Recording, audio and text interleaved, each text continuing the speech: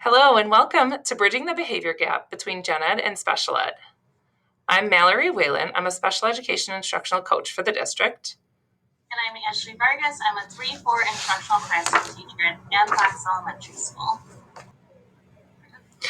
As always, we're going to go over our District 54 board goals. I know all of you know them: to be in the top 10%, to close the achievement gap, and the whole child. Today, we're really going to be focusing on that whole child to try to ensure success of the whole child by providing comprehensive approaches and programming grounded in the belief that each child deserves to be healthy, safe, engaged, supported, and challenged. All right, so for our agenda for today's presentation, we will learn about the functions of behavior supports, self-regulation techniques, and de-escalation techniques.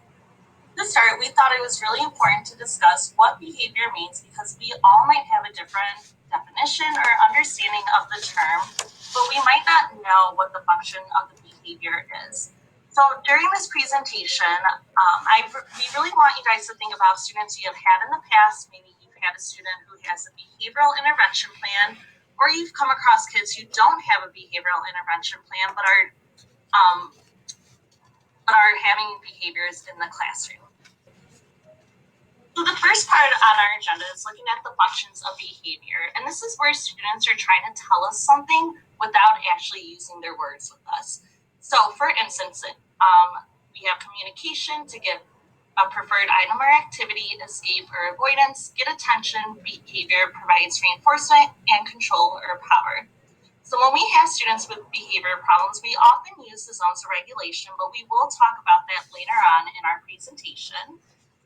But to keep in mind with the functions of behaviors, we want teachers to know that it's hard for our kids to express how they're feeling or what they're thinking of, and that they're trying to receive something when they start showing these behaviors. So it's important for us teachers to really build that relationship with our students at the beginning of the year so we can start noticing patterns and we can try and figure out what function or functions our students are trying to receive when they are starting to escalate. So what we see on a daily basis is this top picture on our screen. We kind of notice these behaviors such as fighting, hitting, kicking, or screaming, but we don't know exactly why we are having these behaviors. So we really want to focus on these behaviors that aren't observable or that we cannot see. So for instance, a student might be hitting or kicking a wall. Well, they might be expressing, I need a break, or I feel overwhelmed. As teachers, it's important for us to understand that these observable behaviors are the student's way of showing or telling us that there is an issue or a problem. During this presentation, we are going to discuss different tools or strategies we can have in our toolbox to help us understand these feelings or emotions we can't see and how we can be preventative to the behaviors we do see. One of my favorite quotes by Brian Mendler is, "Behaviors are not the problem. They are solutions kids pick to their problems." As teachers, we need to keep in mind many people have a hard time expressing their feelings or emotions, and our students will express themselves in ways that are not always the best. It is our job as teachers to understand who they are as a person, why they are behaving in a certain way, and how we can teach him or her how to choose appropriate solutions to their problems. So we really wanted to start off with some general behavior supports. These are really just behavior ideas and supports that you can include in any classroom. As always, it's going to be important to look at who your students are, what works one year might not work the next year. But if you start off with some general behavior supports in your classroom, you're going to see a lot more success than trying to change them or add them in throughout once you see that you have some behaviors. So the first thing is we really need to review classroom expectations often. We like to use it on a daily basis. I know all of our schools have our be responsible, be respectful, and be safe. And that's a great general start. However, in your classroom, those expectations you set are kind of what those kids work up to, and it helps with the conversations that you're going to have with them. So while using those, I just created one about like Fox Pride, and I used the pride to create some examples. So I feel like perseverance is one of those things that are really hard for kids, right? When they don't understand, they often shut down or don't even try.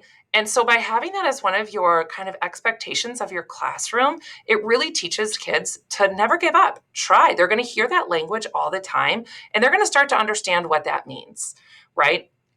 You can create this with your class as a way. I know a lot of people start off the year by doing their expectations, but of course, we have some influence on how those go, right? Or you can create one and talk to your students and go over those expectations and keep them positive, right? We want to go over these examples or things that they should be doing on a daily basis. And I almost say that these are more important than academics, right? We want to make sure that kids understand what those expectations are, because if we're not following the expectations, academics don't usually happen, right? Either the one student is driving the rest of the class crazy by talking a lot or interrupting, or those specific students that aren't able to, attend, they're missing out on those academics. So, really finding some good expectations and reviewing them often is going to help. Here's an example of just a slide that we would use in one of our second, third grade classrooms over at Fox. This is from Kendra Crane. In the morning, she just has this on her screen and just very positive, wonderful Wednesday with the expectation kind of set right there. Right now, it's a time to be whispering. And then one of the first things she does is goes over those expectations. Here's another one for during academics, right? So this is a guided reading time from 9 to 9:15, and it tells the student what they should be doing. So if they're working with a teacher, they need these items, and it should be a whisper voice. If you're working independently, you need these items, and it should be no voice. We should be at a 0. You're working quietly. And then the visual that you can see the teachers' names and the locations, we'll cover that a little bit more coming up, but that just shows students where they should be during this one 15-minute section. In the intermediate environment, again, we review our classroom expectations on a daily basis, as Mallory said. We really hit it hard first thing in the morning just to start our morning off, to let our friends know what the expectations are, whether we're in person or virtual, because I know our school year has been very different this year. But just blending the two together so they know what is happening here in person is the same expectation if you're at home learning from home. And again, I always tie in a picture so our friends can relate the words to a picture, and it's easier for them to understand what that expectation is. And when we're looking at those expectations, another thing that you can bring in when you're teaching them or you're going over them in the morning is kind of why these rules or expectation benefit them.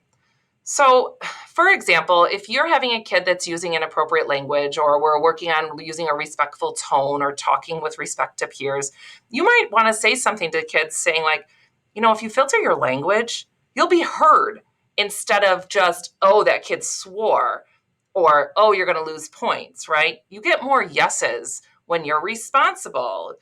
So if you ask, can I get a drink? Chances are I'll say yes if I can trust you and you follow those rules and expectations. But if not, I might have to say something like, oh yeah, you can grab that, but on the way to PE in 30 minutes, right? So try to make it so that kids see the positive and the benefit that they receive from following those expectations. At the beginning of the year, you can go over and have kids look at those expectations, either that they create or that you created, and find ways that it would benefit them to follow those expectations. Because a lot of times kids don't see it as a benefit for them. They see it as, oh, I have to follow these rules. But really, the rules are set up so that they can, so that it benefits them and so that they can get more out of it.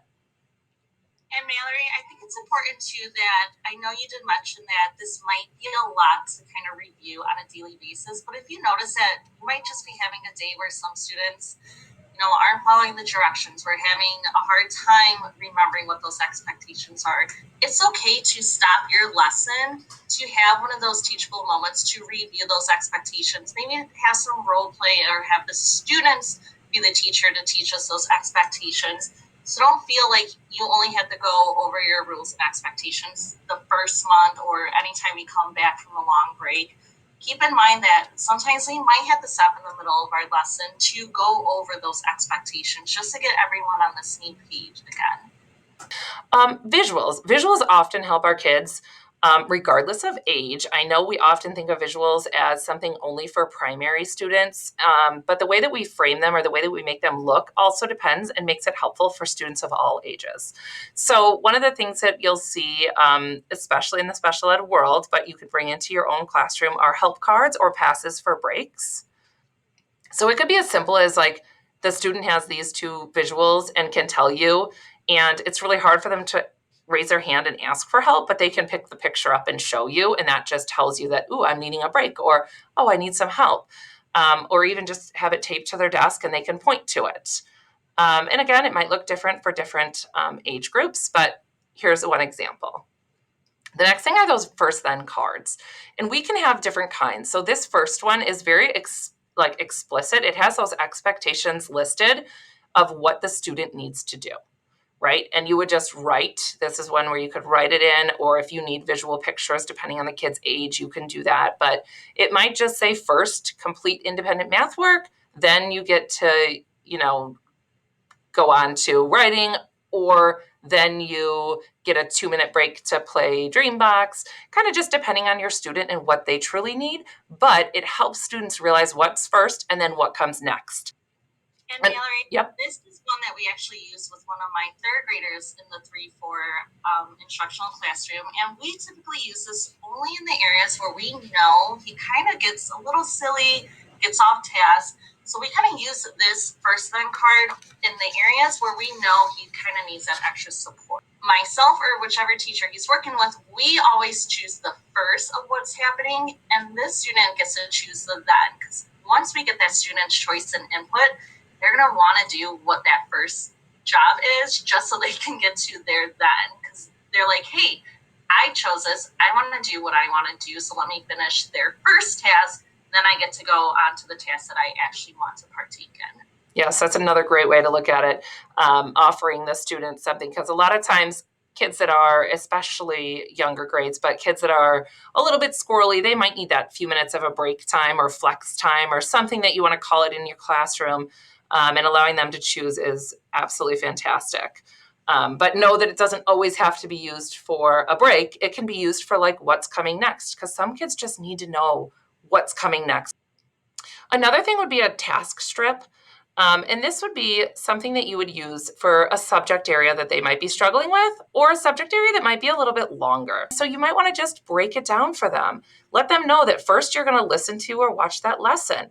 Then you're going to be doing the writing journal. Then after that, you meet with your learning buddies. And if you have time, you finish, you get to do some flex time. That might be, student choice, or it might be here's a couple activities and you get to choose which one you want. Even if it's the same idea, like maybe they can create a poster from their writing journal, or they can create a website, or, different things. Allowing that choice in there at the end is always a good thing. It makes them a little bit more motivated to get to it. Here's another one that schedules or printing off their expectations. So if you have a student that maybe, they can handle most of it, but then you get to independent time and it's like really stressful for them, or they can't seem to focus. And why can't they focus? Because our presentation on the board tells them what they need to do, right? But students can't always do that. By having it just printed out and on their desk, sometimes that helps them. They can check off the page when they finish, so they know, oh, I already finished page 605. I can cross it off. Now I know I need to do 607, and so on. So it can really be nothing special. It doesn't have to take up extra time for you. Just print out whatever slide you already have that you're going to post on the board, or whatever page that shows their directions, and give it to a student. And I put this on here. I wanted to show you, this is set up where, if you see here, Miss Crane is the Hulk and Miss Smenninghoff is Batman. One way to organize your classroom so students can understand and see where they're supposed to go is by putting an image or a color, or calling it a certain name, a certain desk, a certain place, so that kids can find out where they're supposed to go. Sometimes kids get overwhelmed by thinking I have to go to Miss Crane, but where is Miss Crane? Or oh, I don't know where she's going to be today. She's at a different location. And just setting those routines and having some kind of visual within the room helps kids understand and know where they're going. All right. Another type of support that we can supply our kids is a help card. So two students of mine have help cards on their desk, so they know that they have to look at each of these bullets first and try and work it out on their own before they ask for myself or a different teacher to come to their area and touch base and see what they need help with. So for individual motivation, we really want to work with students on their specific things that either motivate them or things that we need to work on. So we need to choose a starting point, right? We want to start with major concerns, but maybe only one or two things. Oftentimes when we have kids that are like having behaviors, you can think of 10 things that you need to work on or you want to work on with that student, but that's not going to get you anywhere. So what you want to do is just focus on one or two things, and then sometimes things just fall in line, or sometimes you work through those things and then you can choose another one or two things and get the kids set up for success. We want to find out what individually motivates our students. So often at the beginning of the year, I know we give kids student surveys, but sometimes they kind of go in a drawer and they're forgotten about. We really want to focus on getting something out of those student surveys, and find out what kind of motivates your students. It could be words of affirmation, right? Positive words is all that kid needs, but we got to make sure we do it enough. Or it could be time with an adult, time for a break. Just depends on your student. Some kids work for prizes. Some kids worked for completing an act of service, maybe helping be a morning mentor or the teacher's assistant for the afternoon. We just need to find out what our kids are motivated by and use that to our advantage. Check in, check out. I know a lot of students use that and are on it, but sometimes people are like, well, it's not working for my kid, or why isn't it helping? We might need to individualize that, right? Maybe instead of having the points there to circle, we leave the spaces blank so students can only earn points. They're not losing them. We might need to have it be specific. And so, for respectful. They've been struggling with this lately. So maybe what does respectful look like today? Conference with your student, talk to your student and figure it out. Does it mean not rolling their eyes, or does it mean using respectful language? We want to tailor it to the specific behaviors that your student is having and specific behaviors to make it manageable for students, right? So when you're giving feedback, if your goal was let's try not to roll our eyes today, and they didn't roll their eyes and that was their goal, give them points. Even if they were disrespectful or not respectful in other ways, praise and acknowledge what they did do. It's those small steps that help our kids in the long run. So it's not rewarding them for doing something like if they were disrespectful and they talk back to you, but they didn't roll their eyes. It's not rewarding them for being disrespectful. It's rewarding them and praising them for following the set expectation that was talked about. And then maybe tomorrow or a couple days in the future, work on that other behavior. Try hard to acknowledge the positives and not focus on those negative things, even though it is hard and sometimes we have to bite our tongue or look the other way. Just know that you'll see more growth if you acknowledge those things that they're working hard for. All right. Another thing that we really work on in that instructional classroom is having an alternate work environment or area.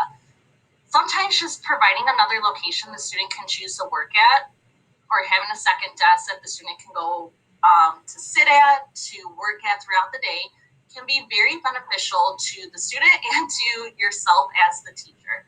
So it's very important to set up those expectations right away and be consistent with your student. So again, when you are coming up with those classroom expectations, this would be something that you would want to talk to the student one-on-one. Maybe have it written out as an agreement, and then that student knows when and how they can use their second environment. So for instance, in the instructional classroom, the left picture is where the student works at throughout the day. However, when he feels like he needs to be in a different space, he knows he can gather up his stuff and move to that brown chair and use one of the lap boards. And anytime I see the student gathering up his stuff and walking to that next environment, that lets me know that student is using that support of having a second work environment or choosing to work in this other area. And it's not disruptive between the lesson because we talked about it and we had those expectations. So if this is something that you could use in your own classroom, maybe having their desk as their first space, and then maybe the desk in the back of the room, or maybe just being close to the teacher desk for their second environment. All right, and a huge thing that we really focus on is providing choice. I know myself, if I'm given a choice between two things, I'm going to have an easier way of choosing what I want or what I want to do. So this could be both behavioral and academic. So it's always great to clearly define those limits when we are working with choice. So for instance, we had options for breaks. Sometimes our students might be asking us for a break in the classroom, but we don't know what they want to do. So we might need to provide some options for them. So for instance, in the instructional classroom, the kids would be able to go up to the board and just sign their name as to where they want to go, what type of break they are having, and letting them know what the time frame is for that break as well. And Ashley, I'm going to interrupt you there real quick. I know that you probably won't have this as an option for all of your students, or you won't be doing it as a whole class.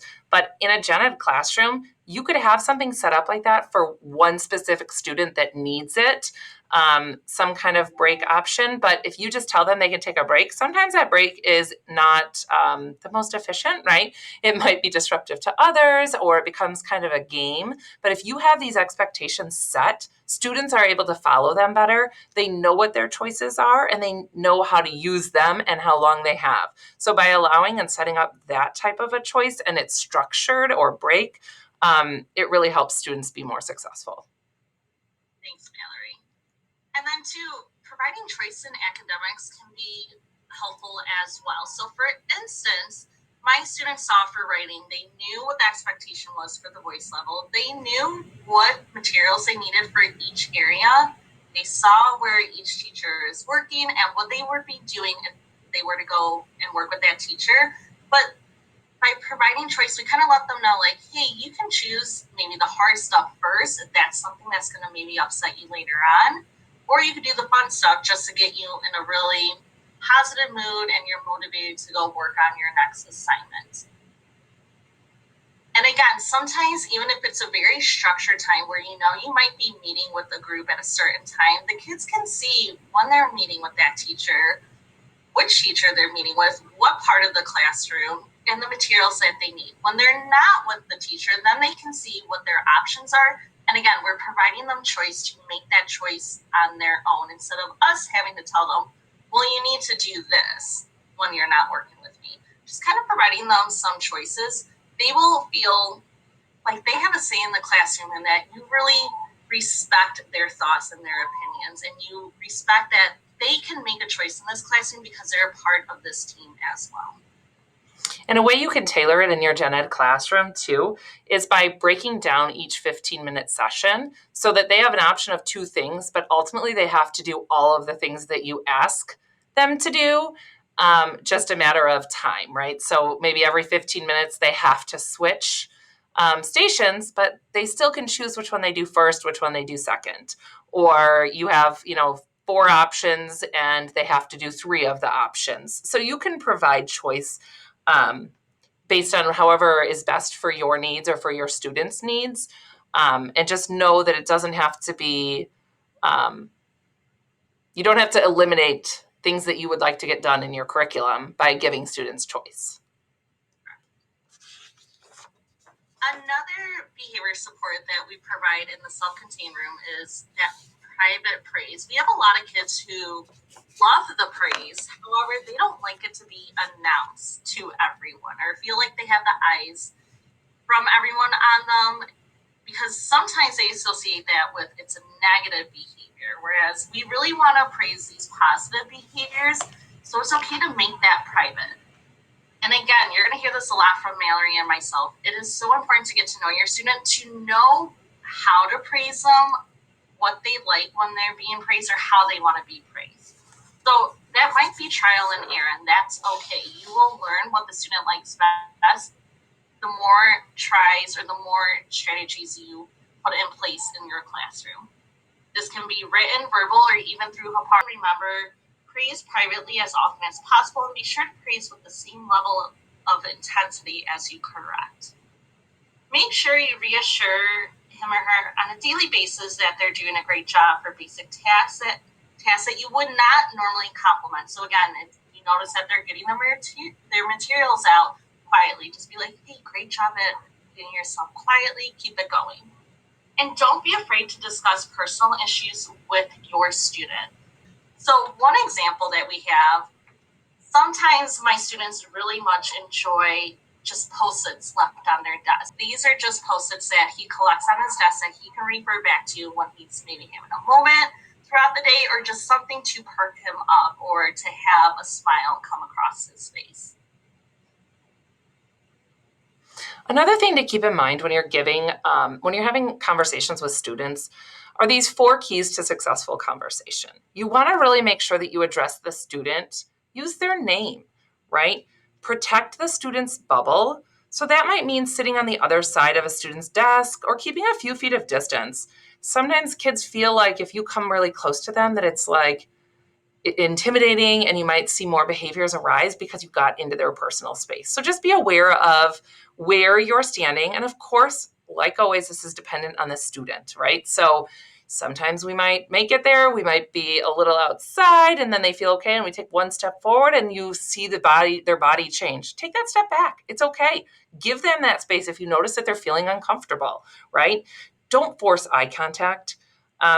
This can be very intimidating for students, and it can really have a negative effect on what you're trying to get across. Be in a listening position, kind of get down on the student's level and let them know that you're there for them. And be aware of your voice, both volume and tone. Sometimes we talk louder than we mean to. I am totally guilty of this. And sometimes the tone, kids perceive your tone as being negative even if it's not. So try to make sure that you're keeping the appropriate tone for what's happening. With masks, especially, I've noticed that students can't always tell what you're meaning, whether it's a positive or a negative redirection that you're trying to give. You might be giving a positive, but because they can't see your face and they perceive your tone as being bad, they might take it as a negative, as that you're giving them negative feedback. And in reality, you're trying to give them a compliment. So try to be aware of that and really point out to kids right now what you are trying to say by making sure you use those words, like you are making me happy right now, or I'm feeling a little upset, or use your words to try to explain it to kids on top of your voice and your tone, just to help them in this time with the pandemic. So we are putting in after each section some teacher moves. We know that sometimes as teachers we do miss the mark, right? We aren't always perfect. And again, it's trial and error and based on our students. So what we say and how we respond really does matter. Kids can pick up your body language. They can pick up your eye rolling. They're aware of what's happening. And sometimes we're doing what we think is best, but based on the way that the student responds, we might need to shift our way or our approach. So just be aware of that. Something I hear teachers say often is, and I've done this in the past as well, so me included, saying things like, I can see you're upset. I'll give you a few minutes, take a minute or two to calm down and then we'll talk. That's really a negative sounding thing. Maybe instead say something like, I need to get the class started, but when I come back, let's try to talk about it. Maybe you talk first and I'll just listen. Or something like, I need to take attendance and then we can talk. Let me know if I should meet you at your desk or you can come over by my desk. So again, providing choice, but don't call out that they need time because they're upset, but just give them time naturally by making your statement reflect that time is being given. Consistency. I think we all know this, right? Consistency is key. Communicating the plan with all staff that works with students. I think this is something that often gets forgotten about. Our students see so many adults throughout the day. It almost seems impossible sometimes to be aware and communicate with everybody that works with this student. We have Excel teachers, we have specials teachers, we have paras, there's just so many people in and out of our classrooms, which is amazing and it's wonderful, but it can also get tricky, especially when we're working on students with behavior. So one easy way to communicate your plan would be through a Google Doc. Have it and share it out with your team. Let them know what the plan is and how we're addressing things. Sometimes that might be like very direct language, using explicit, direct statements that are on the document so that everybody knows how to respond. If people aren't responding the same, that's when it gets really confusing. And I know we all have our own kind of limits and tolerance with certain things, but that's when you can come together as your team and discuss and decide on what's appropriate for this specific student? What are we going to focus on, and what are we going to let go based on that student's behavior? And last is give kids a voice. Listen to them, right? Have them help process and solve their problems. If you can respectfully listen to you and the student can help process together what happened, it's a lot easier to help manage those behaviors. Um, if we can have kids come up with a solution on their own, it's much better because they are able to process it and it's something that they have decided on, and that's how their brain works. So instead of it being solved by us as teachers or as staff, saying something like, well, that was really bad behavior, you need to write an apology letter to them. Maybe say, oh, you realize that wasn't very respectful. What could you do to change that? Or how can you solve that? And allow them to have time and process and think about it. It's way more powerful if the student has helped solve it if it is solved by the teacher. Now, at this time, go ahead and take a moment to pause the presentation to discuss with your team or to self-reflect how you can implement one of these behavior support strategies to your entire classroom next school year. When you are done, feel free to press play. All right, welcome back, friends. I hope you and your team were able to discuss different ways you can implement some of these behavior supports into your classroom environment next school year. The next section we are going to dive into is self-regulation techniques. These are multiple options based on you and your students, and these are used as preventative measures, not to use when the student is already escalating. We're trying to use these to prevent the student from getting to that next phase in their behavior. So, for instance, as we mentioned earlier, we use zones of regulation a lot in the instructional classrooms. And I know that many of the schools in our district are starting to utilize these more in the gen ed settings instead of just that special ed setting. So, like I said, we can use the zone of regulation to help students determine how they are feeling and what they might need to be successful. This can be done at the start of the day or right after recess before you guys start the afternoon. And this can be used in many different varieties. So, for instance, this could be done at that primary stage where they can point to what zone they're in, and then they can choose which activity they want to work or they want to take as a break to help them get them back to that green zone. Overall, our main goal is to really get those kids back into that green zone. So sometimes you might have a student who's in red.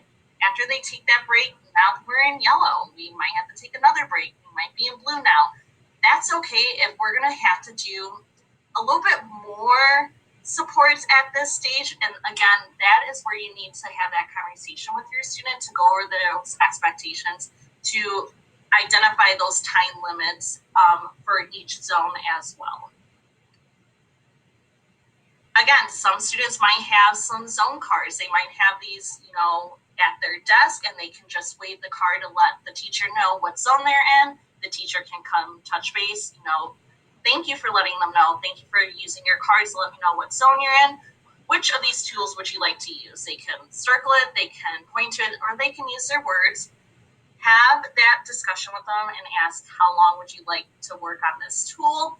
When the timer goes off, this is what's going to happen next. The more proactive we are, the better it's going to be. And we might be able to curb some of these behaviors throughout the morning or afternoon.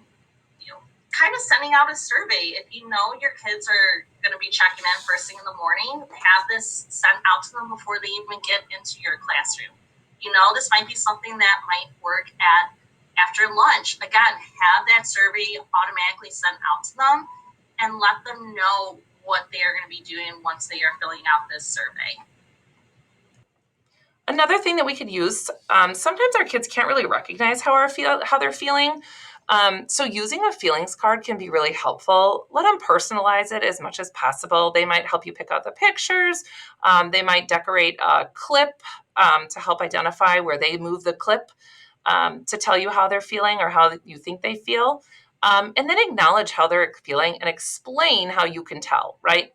So they might be angry and they put it on angry, and you might say, I agree, you are angry. I can see that your eyebrows are all squished together. Thank you so much for telling me how you feel. Or they might show that they're happy, but they really look sad and they're kind of moping around. So you might say something like, wow, I can see that you put your clip on that you're happy, but I can see you're not really smiling and you look a little bit sad. Do you think you might actually be feeling sad?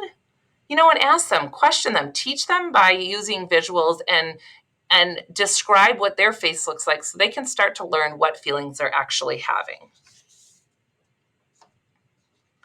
Some of our students might need some basic social stories.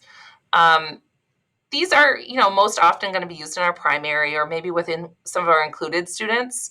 But you want to teach this while they're not in crisis and pull out the visual as soon as student is becoming frustrated. So, you want to teach it throughout the day or have them be familiar with it in general. And then you want to use it maybe before a task that, is frustrating. So if they struggle with math, maybe before math every day, you give it to them and have them read it themselves.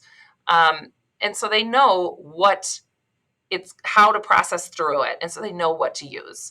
And as you see them get frustrated, go ahead again, give them the visual. Sometimes kids will need us to read it through them read to them. And other times kids can just read it on their own and it really just takes 30 seconds. All right, so just a few teacher moves to keep in mind when you are utilizing self-regulation supports or techniques within your classroom. Again, be consistent in what you are doing because it might not work the first day or the second day. That doesn't mean you just stop and forget about it. That's where you really need to be that coach and that support to encourage them to express themselves in a way that works best for them. And so, like I said, it's something to get used to, and we may need to remind them to lean on it for support. It takes time to build these skills, so we just stress it. Don't give up on encouraging them to use it. If after giving it some time to try, it is still not working, have that conversation with that student to see how you can support them a little bit more. Find out if they have an idea of how to change their strategy to make it more effective for them. And also, it's okay to be vulnerable in front of our students. Recognize that maybe we came up with something and it didn't work. Apologize and let them know we're going to problem solve this together. You're not in this on your own. I'm here to support you, so let's do this together.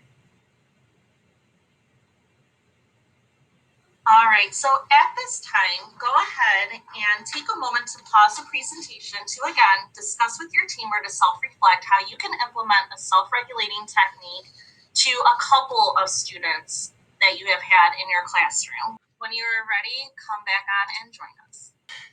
So here are some de-escalation techniques, and these are really techniques to use when a student has pushed our buttons and are close to having an incident, right? So I really want to stress, if a big incident happens, you still, as always, will follow your building's protocols. So this is just when we're really close to that, to an incident occurring. We want to use these types of de-escalation techniques. So we really, at this stage, we want to avoid power struggles. Don't engage, right? So we're going to give you some strategies that you can try to help so we can avoid these major explosions.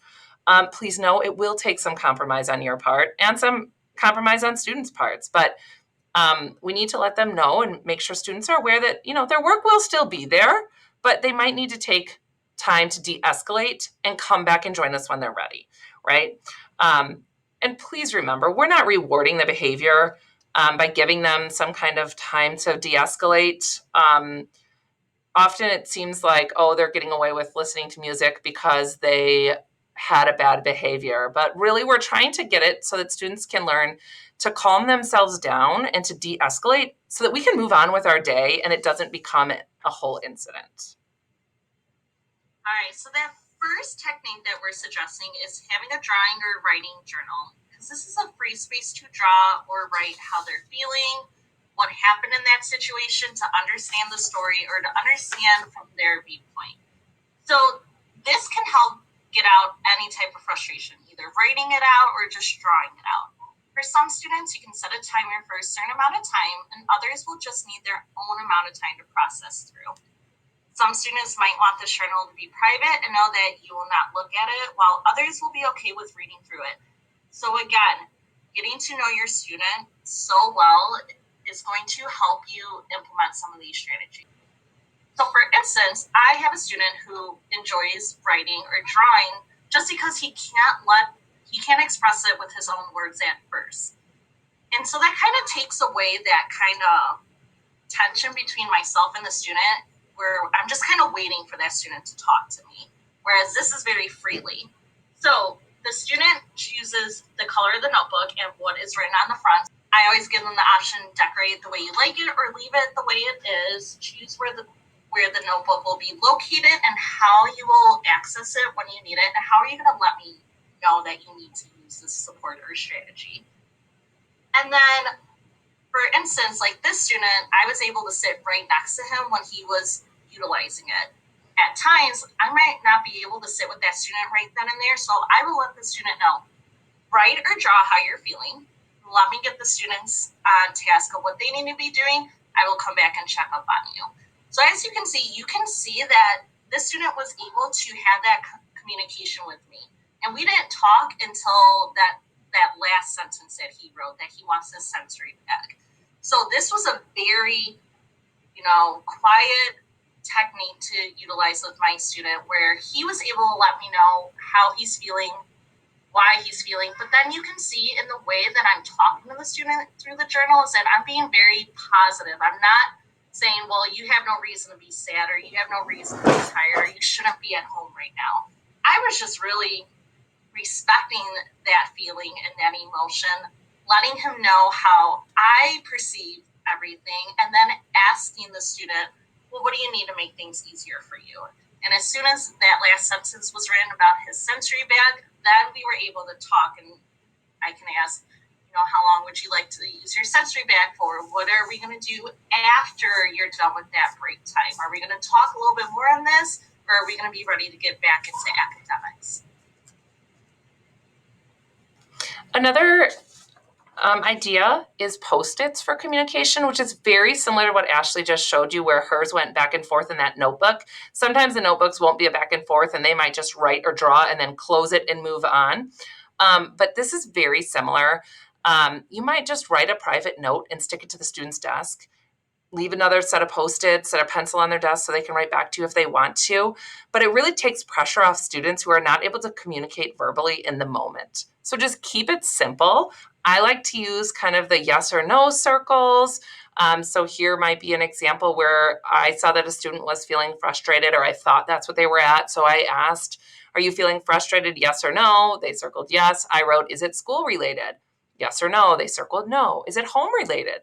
Yes. Do you want to talk about it? No. Do you want to draw about it? Yes. Then they can get either a piece of paper, or if they have a drawing notebook, they can go get it out, draw about it, and move on.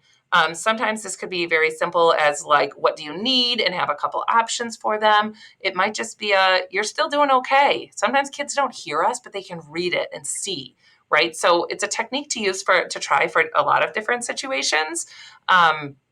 And I found success in certain kids every time that they were feeling even remotely frustrated throughout the whole year. I pretty much used Post-its with them because it was the only way that they would communicate with me. So again, trial and error. This will work for some students and won't work for others. And also sometimes just leaving it open-ended where it's a question and they write more, again, just depending on what your students can handle. But try to keep it simple, quiet, private. Don't exchange any words along with it, just the Post-its. Another thing that we have in our self-contained rooms is having that calm corner or that calm space in our classroom. And this is really important to set those expectations and those parameters for how to use the calm corner or when to use it. So you can create these, or have students help create this area at the beginning of the year. You can have that open-ended discussion of what should those steps look like, or what should those expectations look like if we had to utilize the calm corner while we were getting upset. How long can I be in the calm corner for? What can I use while I'm in that calm corner? So this is where it could be really fun to get your students' voices involved so they can feel like they're a part of the classroom. But it's most important to keep in mind that these expectations need to be taught. So again, that first month is so crucial at getting to know our students and practicing these expectations, especially when we are implementing these different strategies and techniques when it comes to behavior. And it also is important to keep in mind that this space is not used for during flexible seating times. This space is to be used when we are feeling like we are in one of these zones and we just need a moment to ourselves to kind of collect ourselves, take a break, and then come back to that setting. So, for instance, the picture on the left was my first ever calm corner step.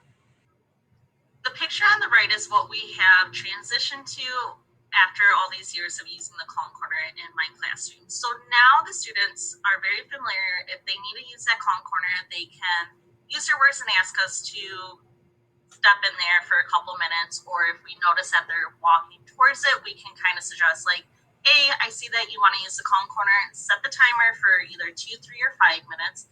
Use one of the sensory tools that are located in the treasure chest in the shelf, and then when the timer goes off, either return back to your desk, or if I see that you're still there, I'm going to come touch base with you, see if we need to have another break, and then we can get back into our academics. Sometimes some of your kids might need to stay in that calm setting for more than 5 minutes. However, our students know that their work is still going to be waiting for them, so it is something that they are going to have to get back to. It's not a way to get out of work. So I don't want you guys thinking that this space is to utilize to let kids feel like they can miss out of assignments because they're feeling a certain way. The kids know once they're done in that calm corner, they have to get back into academics and kind of catch up where they left off before they utilize the calm corner. Another option for de-escalation strategy is a music break. This can be done as whole group or just an individual student. The only time I'd really use this for a whole group is if you have a couple students that are maybe getting irritated, you can pause, de-escalate, try to have everybody just listen to a calm song together, and then go ahead and get back into your work.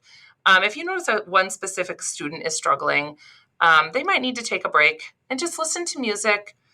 um, I would suggest not letting them use their student Chromebook because we know that can kind of lead to bad habits. But maybe you have a separate space in your room and they just need to bring their headphones over with them, plug it in, listen to a quick song, and then return to their desk. Um, but if you are having an individual student do it, you can really use that time to build connections with students. So you could say things to them like, oh, what song did you listen to? Did that one help you? Why do you think that helped you? Oh, I like that too. An example is like when I'm exercising, I like to listen to like a fast-paced music, trying to keep me going. And we can build connections with students by telling them, like, I have certain music that I listen to when I work out to help me, focus and keep moving. um, Maybe I don't like that music all the time, but it helps me while I'm doing this. So, really showing kids how we can use strategies like this to help ourselves can really be beneficial to your students. Another option is having a fidget or a sensory bin. So I just want to stress this out completely is that this is not something to use for kids to get out of work. I think it's really important to stress that rule and that expectation that if we are using a fidget or a sensory bin, we're using it as a tool, not a toy. And that we're using it to help us calm down so that we are able to get back into the academics, or so we are able to de-escalate how we're feeling before we continue on with the day. So make sure it's kept in a certain spot in the room. At their desk might not be the best option just because they are going to be wanting to go into that sensory bin a little bit more. Expectation is they need to use their words first and tell me why they need to use that sensory tool. So if I have a student who's asking, Miss Vargas, can I use my putty? I will say, what's the reason why? And he will say, I just need to focus. I have a lot of sillies going on and it's going to help me focus in the lesson. If the student's able to express that, I'm going to be okay with them using it. If they are not able to tell me why they need to use it, that's kind of letting me know that they're trying to use it as a toy and not a tool. And to keep in mind to allow a certain amount of breaks throughout the day. So provide passes or set a certain time. So when I have my students using their fidgets just for a calming break at their desk, again, I ask, is it a 2, 3, or 5 minute break? When the timer goes off, goes back into your bin and your bin gets put away. So, something to do as a teacher is to have a set of alternate plans prepared in case you ever need to process or talk one on one with a student. These conversations matter and they help you build a supportive relationship with your students. But the main problem is that often we don't think about pre-teaching them.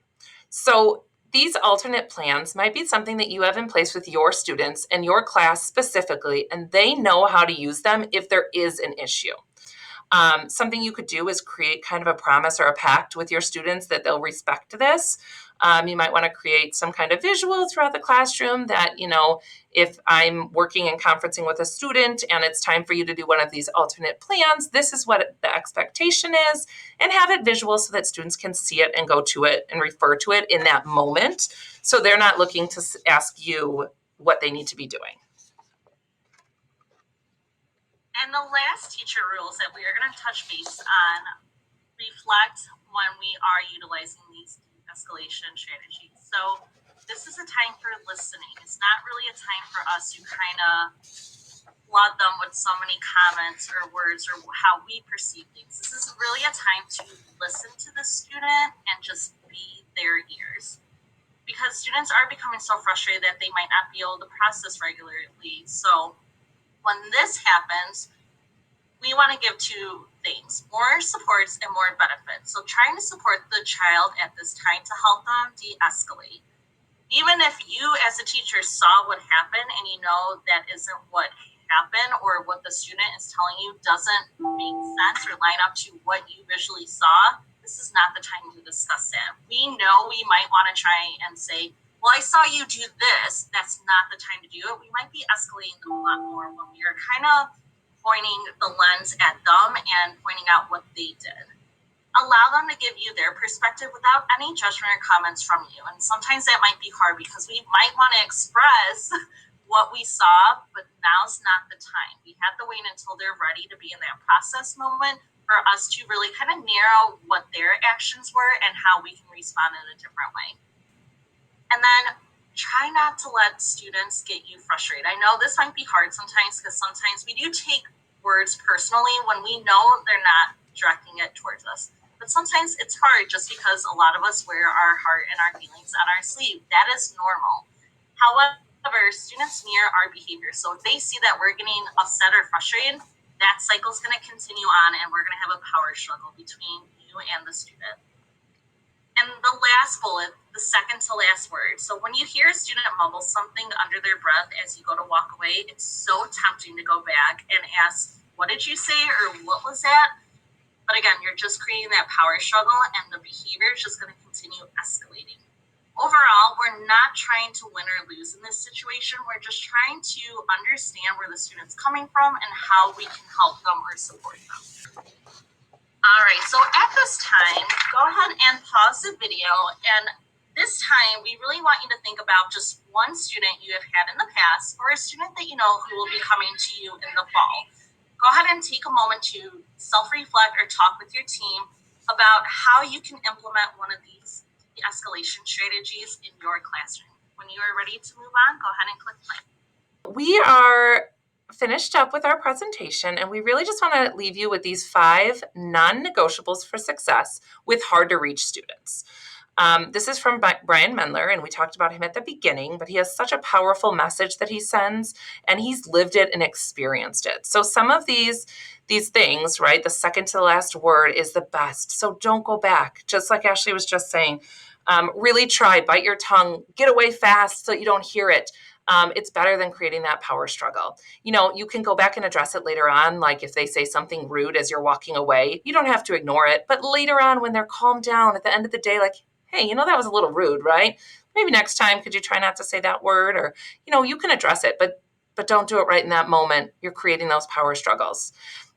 Late is better than not at all, right? Let's give kids some grace and really remember these are our hard to reach kiddos. Some is better than none. Walking away is strength. It takes a lot out of us, but it's really important to do. And focus on the journey. It will get better. It's a process. It's not going to happen overnight, and be patient and consistent. Thank you so much for coming. We hope that you got some powerful strategies out of this presentation. If you have any questions, please feel free to reach out to me or Ashley. anytime. We're here for you and we will happily help you. So if you would like to get the presentation, you can type in the bit.ly at your convenience. Otherwise, thank you again for coming.